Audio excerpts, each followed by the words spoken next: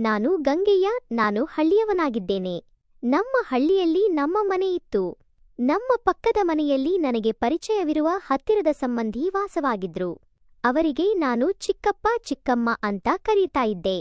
ಆ ಮನೆಯಲ್ಲಿ ನನಗಿಂತ 6ರಿಂದ 7 ವರ್ಷ ದೊಡ್ಡವರು ಅರುಣ ಅಂತ ಇದ್ರು.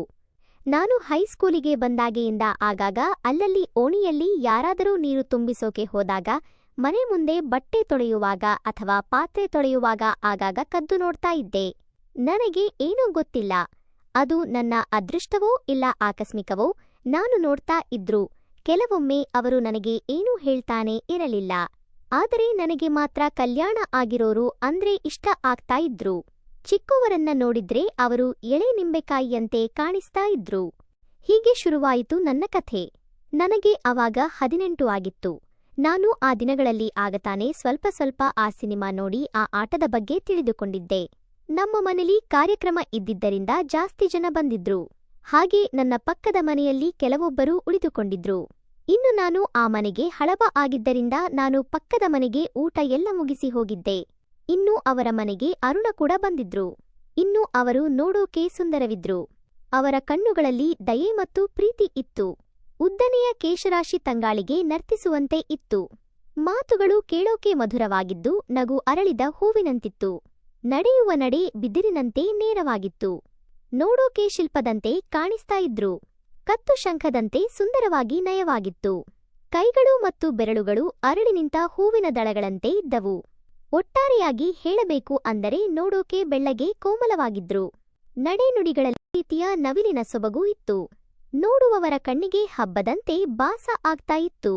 ನನ್ನೊಂದಿಗೆ ತುಂಬಾನೇ ಅವರು ಚೆನ್ನಾಗಿ ಮಾತನಾಡ್ತಿದ್ರು. ಇನ್ನು ಇವರ ಕರಿಮಣಿ ಮಾಲೀಕನ ಬಗ್ಗೆ ಹೇಳೋದೇ ಬೇಡ. ಅವನು ಶುದ್ಧ ಎಣ್ಣೆ ಗಿರಾಕಿ. ಯಾವಾಗ ನೋಡಿದ್ರೂ ಎಣ್ಣೆಯಲ್ಲೇ ಇರ್ತಿದ್ದ. ಇನ್ನು ನಾ ಆ ದಿನ ಅವರ ಮನೆಗೆ ಹೋದಾಗ ಹಳ್ಳಿಲಿ ಇರೋ ಹಳೆ ಮನೆ ಆಗಿದ್ದರಿಂದ ಅಲ್ಲೇ ಮೂಲೆಯಲ್ಲಿ ಇರೋ ಒಂದು ಸಣ್ಣ ರೂಮಿನಲ್ಲಿ ಅವರ ಮಗುವನ್ನ ಹಾಕಿದ್ರು. ನಾನು ಅದರ ಜೊತೆಗೆ ಅವತ್ತು ಅಲ್ಲೇ ಆಟ ಆಡುತ್ತಾ ಅಲ್ಲೇ ಕಣ್ಣು ಮುಚ್ಚಿದ್ದೆ. ಅವರು ಊಟ ಮಾಡಿ ಆಮೇಲೆ ಒಳಗೆ ಬಂದ್ರು ಅನ್ಸುತ್ತೆ. ಇವರ ಯಜಮಾನ ಚೆನ್ನಾಗಿ ತಗೊಂಡು ಬಂದಿದ್ದರಿಂದ ಹೊರಗೆ ಚಾವಣಿಯಲ್ಲಿಯೇ ಬಿತ್ಕೊಂಡಿದ್ದ. ಇನ್ನು ನನಗೆ ಹೊರಳಾಡುವ ಅಭ್ಯಾಸ ಇದ್ದಿದ್ದರಿಂದ ನಮ್ಮಪ್ಪ ಬಂದು ನನ್ನ ಹೊರಗೆ ಬಿತ್ಕೋ ಇಲ್ಲಿ ಮಗು ಅಂತ ಹೇಳಿದಾಗ ಅವರು ಆತನಿಗೆ ತುಂಬಾನೇ ಸುಸ್ತವಾಗಿದೆ ಅನಿಸುತ್ತೆ, ಪರವಾಗಿಲ್ಲ ನಂಗೇನೂ ತೊಂದರೆ ಇಲ್ಲ ಅಂತ ಹೇಳಿದ ಮೇಲೆ ನನ್ನಪ್ಪ ನಮ್ಮ ಮನೆಗೆ ಹೋದ. ಇವರು ಕೂಸನ್ನ ತನ್ನ ಇನ್ನೊಂದು ಬದಿಗೆ ಸರಿಸಿ ನನ್ನ ಪಕ್ಕದಲ್ಲಿ ಬಿದ್ರು. ಯಾಕಂದ್ರೆ ಕೂಸಿನ ಮೇಲೆ ನಾನು ಬಿದ್ರೆ ಸಮಸ್ಯೆ ಅಲ್ವಾ, ಹಾಗಾಗಿ ಅವರೇ ಈ ಕಡೆ ಬಿದ್ದುಕೊಂಡ್ರು. ಸುಮಾರು ಹೊತ್ತಿನ ನಂತರ ಕೂಸು ಆಡ್ತಾ ಇತ್ತು. ಅವರು ಅದಕ್ಕೆ ಹಾಲು ಕುಡಿಸ್ತಾ ಇದ್ರು. ನಂಗೂ ಆಗಾಗ ಎಚ್ಚರ ಆಗ್ತಾ ಇತ್ತು. ಹೀಗೆ ಒಂದು ಸಲ ಎಲ್ಲ ಲೈಟ್ ಬಂದ್ ಆದ ಮೇಲೆ ನಾನು ನಂದು ಕೈ ಯಾವಾಗ ಅವರ ಮೇಲೆ ಹಾಕಿದ್ನೋ ಗೊತ್ತಿಲ್ಲ. ಹೊರಲಾಡುತ್ತಾ ಒಂದು ಕಾಲನ್ನು ಕೂಡ ಅವರ ಕಾಲಿನ ಮೇಲೆ ಹಾಕಿದ್ದೆ. ಸ್ವಲ್ಪ ಎಚ್ಚರ ಇದ್ದರಿಂದ ನಂಗೂ ಏನೋ ಒಂಥರ ಅನಿಸಿತು. ಅವರು ನನ್ನ ಕಡೆಗೆ ತಿರುಗಿ ನನ್ನನ್ನ ಜೋರಾಗಿ ಬಿಗಿಯಾಗಿ ತಬ್ಬಿ ಹಿಡಿದ್ರು. ಇನ್ನು ಹೊರಗೆ ತಣ್ಣನೆಯ ಗಾಳಿ ಮೃದುವಾಗಿ ಬೀಸುತ್ತಾ ಇತ್ತು. ಮರಗಳ ಎಲೆಗಳು ಆ ಗಾಳಿಗೆ ಸಣ್ಣದಾಗಿ ಸದ್ದು ಮಾಡ್ತಾ ಇದ್ವು. ಇಡೀ ಪರಿಸರವು ಒಂದು ಆಹ್ಲಾದಕರ ರೀತಿಯಲ್ಲಿತ್ತು.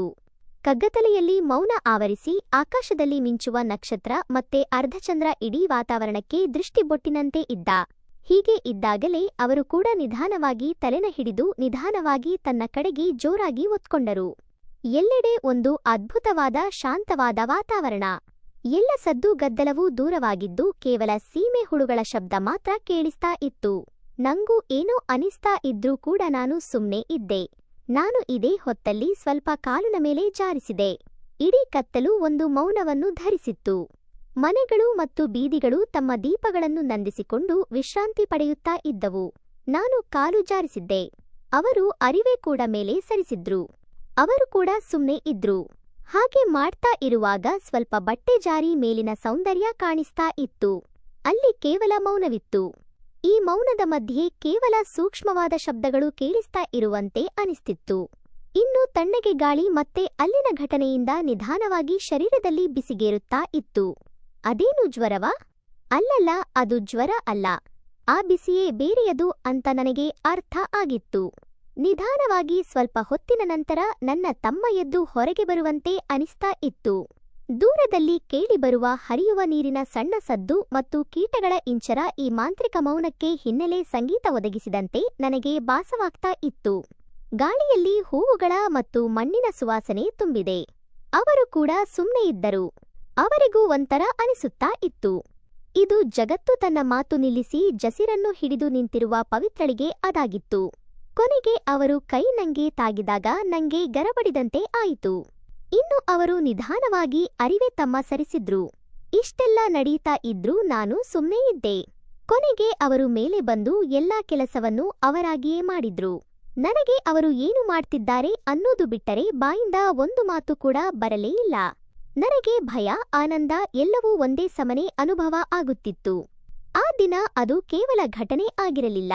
ಅದು ತನ್ನೊಂದಿಗೆ ಎಷ್ಟೋ ವರ್ಷಗಳ ಮೌನ ಮತ್ತು ರಹಸ್ಯಗಳನ್ನು ಹೊತ್ತು ತಂದಿತ್ತು. ಆಮೇಲೆ ಎಲ್ಲವೂ ಮುಗಿದ ಬಳಿಯೇ ಅವರು ಕೆಳಗೆ ಬಂದು ಸುಮ್ಮನೆ ಬಿದ್ದುಕೊಂಡರು. ಇನ್ನು ಮಾರನೇ ದಿನ ಕಣ್ಣೆರೆದಾಗ ಅದಾಗಲೇ ಗಂಟೆ 8 ಬೆಳಿಗ್ಗೆ ಓಡಾಟದ ಸುಸ್ತು, ರಾತ್ರಿ ಆ ಸುಸ್ತು ನನ್ನಲ್ಲಿ ದಣಿವು ಮೂಡಿಸಿತ್ತು. ಅವರು ಅದಾಗಲೇ ಎಂದಿನಂತೆ ರೆಡಿಯಾಗಿ ಕಾಫಿ ತಿಂಡಿ ಮುಗಿಸಿದ್ರು. ನಂಗೆ ಭಯ ಆಗ್ತಾ ಇರೋದ್ರಿಂದ ಅವರ ಎದುರಿಗೆ ಹೋಗಲೇ ಇಲ್ಲ. ಇನ್ನು ಹೀಗೆ ನಮ್ಮ ಮನೇಲಿ ಕಾರ್ಯಕ್ರಮ ಇರೋದ್ರಿಂದ ಸಾಧ್ಯವಾದಷ್ಟು ಸ್ನೇಹಿತರ ಜೊತೆಗೆ ಸುತ್ತಾಡಿ ಕೊನೆಗೆ ಅವರ ದೃಷ್ಟಿಯಿಂದ ದೂರ ಇದ್ದೆ. ಆಮೇಲೆ ಅವರು ಒಂದಿಷ್ಟು ದಿನ ಆದಮೇಲೆ ಮತ್ತೆ ತಮ್ಮ ತವರಿಗೆ ಮನೆಗೆ ಹೋದರು. ನಂಗೆ ಆಗ ಭಯ ಹೊರಟು ಹೋಗಿ ತುಂಬಾನೇ ಬೇಸರ ಆಗಿತ್ತು. ಯಾಕಂದ್ರೆ ಆ ಅನುಭವ ತುಂಬಾನೇ ಚೆನ್ನಾಗಿತ್ತು. ಅಂದಿನಿಂದ ಆ ಘಟನೆಯನ್ನು ನೆನಪಿಸಿಕೊಂಡು ದಿನಕ್ಕೆ 2-3 ಬಾರಿ ಕೈ ಕೆಲಸ ಮಾಡುತ್ತಿದ್ದೆ. ಹೀಗೆ ನಾನು BA ಮುಗಿಸಿ ಕಲಿಯೋಕೆ ಅಂತ ಬೇರೆ ಊರಿಗೆ ಹೋಗಿದ್ದೆ. ಅವರು ಊರಿಗೆ ಬಂದಾಗಮ್ಮೆ ನನ್ನ ಕೇಳ್ತಾ ಇದ್ರು ಅಂತ ನಮ್ಮ ಮನೆಯಲ್ಲಿ ಕೂಡ ಹೇಳ್ತಾ ಇದ್ರು. ಅವಾಗ ನಾನು ಕೂಡ ಅವರ ಬಗ್ಗೆಗೆ ಕೇಳ್ತಾ ಇದ್ರು. ಹೀಗೆ ಒಂದು ದಿನ ಅವರ ಕರಿಮಣಿ ಮಾಲೀಕ ಎಣ್ಣೆ ಕುಡಿದು ಕೊನೆಗೆ ದವಾಖಾನೆ ಸೇರಿ ಹೋಗಿಬಿಟ್ಟ. ಆಮೇಲೆ ಅವರ ಕೂಸು ಕೂಡ ತೀರಿ ಹೋಗಿತ್ತು. ಇವಾಗ ಅವರಿಗೆ ಅಂತ ಇನ್ನೊಬ್ಬ ಮಗ ಇದ್ದ. ಅವರ ಸುದ್ದಿ ಕೇಳಿ ನಂಗೂ ಎಲ್ಲ ಯಾಕೋ ಮನಸ್ಸಿಗೆ ಬೇಸರ ಆಗ್ತಾ ಇತ್ತು. ಆಗ ಅವರಿಗೆ ಸುಮಾರು 34 ವಯಸ್ಸಾಗಿತ್ತು ಅನ್ಸುತ್ತೆ. ಅವರ ಮಗ 7ನೇ ತರಗತಿ ಮುಗಿಸಿದ್ದ. ಹೀಗೆ ಇದ್ದಾಗಲೇ ನನ್ನ ಅಪ್ಪ ಹುಷಾರು ತಪ್ಪಿತ್ತು. ಸುಮಾರು 2 ತಿಂಗಳು ಬಳಿಕ ನಮ್ಮ ತಂದೆಯನ್ನು ಆಸ್ಪತ್ರೆಗೆ ಸೇರಿಸಿದೆವು. ಆಗ ನನ್ನ ತಂದೆಯನ್ನು ಬೆಳಗಾವಿಯ ಆಸ್ಪತ್ರೆಯೊಂದರಲ್ಲಿ ಸೇರಿಸಿದೆವು. ಆಗ ನಾನು ಕೆಲಸ ಹುಡುಕುವುದು ಬಿಟ್ಟು ನನ್ನ ತಂದೆ ಜೊತೆಗೆ ಆಸ್ಪತ್ರೆಯಲ್ಲಿ ಉಳಿಯಬೇಕಾಗಿತ್ತು. ಆಮೇಲೆ ಅರುಣ ಮನೆ ಇಲ್ಲೇ ಇದೆಯೆಂದು ನನಗೆ ಗೊತ್ತಿತ್ತು. ಆದರೂ ಕೂಡ ಅವರ ಮನೆ ಆಸ್ಪತ್ರೆಯಿಂದ ದೂರ ಇದ್ದರಿಂದ ಅಲ್ಲಿಗೆ ಹೋಗಲು ಆಗದೆ ನಾನು ಸಮೀಪದ ಹೋಟೆಲ್ ಒಂದರಲ್ಲಿ ಉಳಿದುಕೊಂಡಿದ್ದೆ.